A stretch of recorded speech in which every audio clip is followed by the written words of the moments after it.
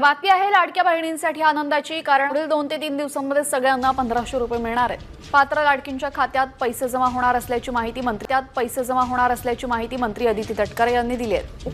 April महिना मार्च महिन्याचं budget सादरीकरण झाल्यानंतर साधारणपणे एप्रिल महिन्यामध्ये नवीन आर्थिक वर्षाला सुरुवात करत असताना एक 5-10 दिवसांचा विलंब होत असतो, पण हा रुटीन असतो, हा दरवर्षी होत असतो। त्याच्यामध्ये कारण ते जे ट्रान्झिशन असतं ते त्या निमित्ताने म्हणजे नवीन वर्षाच्या ह्याच्यामध्ये होत असतं, त्यामुळे ते प्रत्येक जो विभाग असतो त्याच्यामध्ये हा मार्च ते एप्रिल जो असतो, मार्च एंडिंग आणि एप्रिल महिना नवीन आर्थिक वर्ष, तर याच्यामध्ये जो काही एक थोडा ग्लिच असतो 10-15 दिवसाचा, हा रुटीन असतो।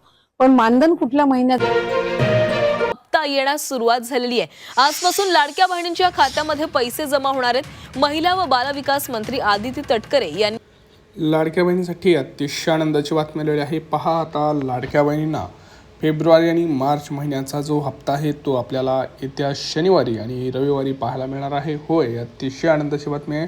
लाडक्या बहिणींना आता येत्या 18 आणि 19 तारखेला 2 महिन्याचे 3000 रुपये मिळणार आहेत। होय, कारण अक्षय तृतीयाचा मुहूर्त इथं आहे। येत्या रविवारी आपल्याला अक्षय तृतीया आहे आणि या निमित्तानं लाडक्या बहिणींच्या बँकेच्या खात्यात 2 महिन्याचे 3000 रुपये पडणार आहेत। फेब्रुवारीचे 1500 आणि मार्च महिन्याचे 1500 असे मिळून 3000 रुपये असे 2 हप्ते खटाखट आपल्या लाडक्या बहिणींच्या खात्यात पडणार आहेत।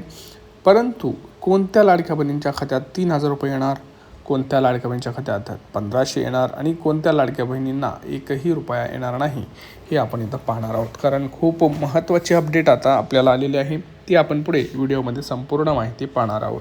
त्यामुळं पहिलं तर कमेंट सेक्शनमध्ये मला सांगा, कोणाकोणाला फेब्रुवारी महिन्याचा हप्ता हा जमा झालेला आहे। होय, लक्षात घ्या, फेब्रुवारी महिन्याचा हप्ता कोणाकोणाला आलेला आहे त्यांनी पटापट कमेंट करा। आणि सगळ्यात महत्त्वाचं, EKYC कोणाकोणाची राहिलेली आहे हे सुद्धा कमेंट करा। दुसरी गोष्ट, अशा किती लाडक्या बहिणी आहेत ज्यांनी एकदाही EKYC केलेली नाही, कारण आता जर आपण EKYC बघितलं तर फक्त EKYC दुरुस्तीसाठी ऑप्शन आलेला आहे, नवीन EKYCचा ऑप्शन तिथं नाही, बरोबर। तर माझं एक सरकारकडे नम्र विनंती आहे की सर्व लाडक्या बहिणींना नवीन ऑप्शन द्या, जिथं त्या नवीन EKYC करू शकतील। बघा, भरपूर लाडक्या बहिणी अशा आहेत त्यांनी EKYCच केलेली नाही, त्यामुळे त्यांना आता दुरुस्तीमध्ये त्यांचा आधार नंबर दिसत नाही, किंवा अशा भरपूर लाडक्या बहिणी आहेत ज्यांनी EKYC केली होती तरी देखील त्यांचा दुरुस्तीमध्ये त्यांचा नाव किंवा आधार नंबर हे आपल्याला पाहायला मिळत नाही। तर सरकारकडे एक नम्र विनंती आहे, EKYCचा ऑप्शन तुम्ही सरसकट सर्वांना द्यावा। नवीन ऑप्शन द्या की पुन्हा EKYC करण्याबाबत, दुरुस्तीचा नाही। दुरुस्ती तुम्ही ठीक आहे, पण नवीन ज्यांनी केली नाही त्यांना तुम्ही तिथं संधी द्यायला पाहिजे। दुसरी गोष्ट, भरपूर लाडक्या बहिणींना फेब्रुवारीचा हप्ता आला नाही, त्याचं कारण होतं की अर्ज पडताळणी, आणि काही लाडक्या बहिणींचं EKYCचं कारण दिलं होतं। परंतु EKYCचं कारण हे योग्य नाही, कारण तुम्ही EKYCची मुदत वाढवली आहे। त्यामुळं EKYC जर मुदत वाढली आहे तर तुम्ही त्या महिन्याचा लाभ हा लाडक्या बहिणींना दिला पाहिजे होता। जसं की फेब्रुवारी महिन्याचा 1500 रुपयांचा हप्ता भरपूर लाडक्या बहिणींना आलेला नाही, बरोबर का?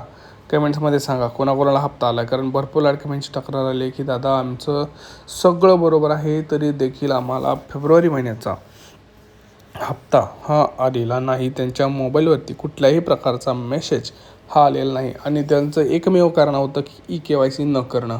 कारण जर तुम्ही EKYCची मुदत जर वाढवत असाल आणि जर तुम्ही परत EKYCचा ऑप्शन लावत असाल, नियम लावत असाल, तर हे कुठेतरी चुकीचं आहे। तुम्ही त्या महिन्याला जर तुम्ही सरसकटच मग हप्ता तुम्ही बंद करायला पाहिजे होता। EKYCचा ऑप्शन जर तुम्ही वाढवताय, जर तुम्ही EKYCची मुदत वाढवताय, तर तुम्ही त्या महिन्याचा हप्ता का थांबवलात, हा एक महत्त्वाचा प्रश्न आहे। कारण भरपूर लाडक्या बहिणींना जानेवारी फेब्रुवारी महिन्याचा हप्ता आलेला नाही। तर तुम्ही एकदा महिला व बालविकास विभागामध्ये जाऊन तुम्ही त्यांना विचारू शकता, दादा जर EKYCची मुदत जर पुढे जात आहे तर तुम्ही फेब्रुवारी महिन्याचा हप्ता तुम्ही का रोखलात? कारण सगळं तर बरोबर आहे, तुम्हाला डिसेंबरपर्यंत सगळे हप्ते येत होते, परत EKYCचा नियम लागू झाला की 31 डिसेंबरपर्यंत ज्याची EKYC त्यांनाच पैसे येणार। परत तुम्ही मुदत वाढवली 31 मार्च, परत तुम्ही मुदत वाढवली 30 एप्रिल, मग हे तुम्ही हप्ते का रोखलेत? हा खूप मोठा प्रश्न आहे. असं करून भरपूर लाडक्या बहिणीचे हप्ते हे रखडलेले आहेत. तर सरसकट सर्वांना मागचे राहिलेले हप्ते द्यावे असे सरकारला माझी नम्र विनंती आहे. तुम्ही सुद्धा कृपया करून आपल्या मागणीला कमेंट्समध्ये सांगा की ही मागणी योग्य आहे का. सपोर्ट करा. लक्षात घ्या, जोपर्यंत तुम्ही बोलणार नाही तोपर्यंत मी काही करू शकत नाही. माझ्याकडे कुठलाही पुरावा तिथं दिसत नाही. व्हिडिओमध्ये जेवढ्या कमेंट्स असतील तेवढा पुरावा जास्त, हे तुम्ही लक्षात ठेवला पाहिजे. त्यामुळे हा व्हिडिओ जास्तीत जास्त शेअर करणंसुद्धा खूप महत्त्वाचं आहे.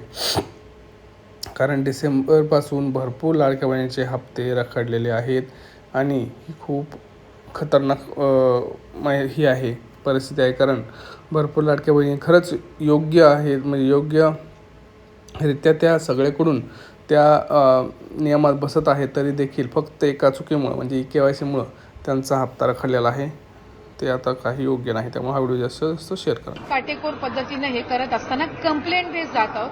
कारण सुरुवातीला सुद्धा मुख्यमंत्री असतील, आम्ही या गोष्टीला त्या ठिकाणी ज्यावेळेला विचारणा करण्यात आलेली आहे, एक बाब आम्ही स्पष्ट केलेली आहे की कुठलीही जे पाऊल आहे या योजनेबाबत ते कंप्लेंट बेस्ड असेल, कुठलीही स्क्रुटिनी असेल ही कंप्लेंट बेस्ड असेल. आज जे आम्हाला कंप्लेंट्स आलेल्या आहेत त्या आधारे आपण ही पुढची जी प्रक्रिया आहे किंवा कारवाई आहे तर सकट स्क्रुटिनी होणार नाही. मी म्हटल्याप्रमाणे ही स्क्रुटिनी कंप्लेंट बेस्ड असणार आहे. या संदर्भामध्ये आम्ही आधी सुद्धा स्पष्टता दिलेली आहे की आपण साधारणपणे अधिकाधिक गरजू महिलांना हा लाभ मिळण्याच्या दृष्टिकोनातून ही योजना आणलेली आहे. त्या संदर्भातली योग्य तो विचार करून आम्ही या 5 बाबी आणि या 5 बाबी या आपण GR मध्ये नमूद केलेल्या आहेत. कुठेही आपण शासन निर्णयामध्ये बदल करत नाही आहोत. कुठल्याही एका योजनेचा जर आपण लाभ घेत असाल, समजा उदाहरणार्थ संजय गांधी निराधार योजना आहे, त्याचा लाभ 1500चा आहे, म्हणून त्या ज्या लाभार्थी आहेत संजय गांधीच्या ह्या आपण लाडक्या बहीणमध्ये घेतलेल्या नाहीयेत. पण नमो शेतकरी जी योजना आहे याचा 1000 रुपयाचा लाभ आहे. आपण GR मध्येच नमूद केलेला आहे की आपण 1500 जो फरक असेल ती फरकाची रक्कम आपण देणार. त्याच्यामुळे याच्यात आपण कुठेही GR मध्ये आपण बदल करत नाही. दुचाकी आहे आम्ही GR मध्येच नमूद केलेला आहे, पण 4 चाकी यांनी काही कंप्लेंट्स आम्हाला आलेल्या आहेत तर त्याच्याने आपण फक्त इनिशिएट करत नाही आहोत. त्याच्यामुळे मी स्पेसिफाय केलेलं आहे की या 5 बाबी इन्कम टॅक्स म्हणजे उत्पन्नामध्ये जर वाढ झालेली असेल, 2.5 लाखाच्या पलीकडे जर कुठल्या लाभार्थ्यांचं उत्पन्न गेलं असेल तर ते आता त्या योजनेसाठी लाभार्थी म्हणून पात्र नाहीयेत. जर दुचाकीच्या वर जर कोणाची वाहनं 4 चाकीची असतील ते पात्र नाहीयेत. जर ते इंटरस्टेट जर आज 3000 रुपये जमा होतील. बहीण योजनेचे पैसे काढण्यासाठी महिलांची गर्दी झाली आहे. पैसे काढण्यासाठी पोस्ट ऑफिस समोर महिलांच्या रांगा लागल्यात. मुख्यमंत्री लाडकी बहीण योजनेचे आमच्या खात्यामध्ये 3000 जमा झाले आहेत. त्याबद्दल आम्ही महाराष्ट्र शासनाचे आभार मानतो आणि आनंदी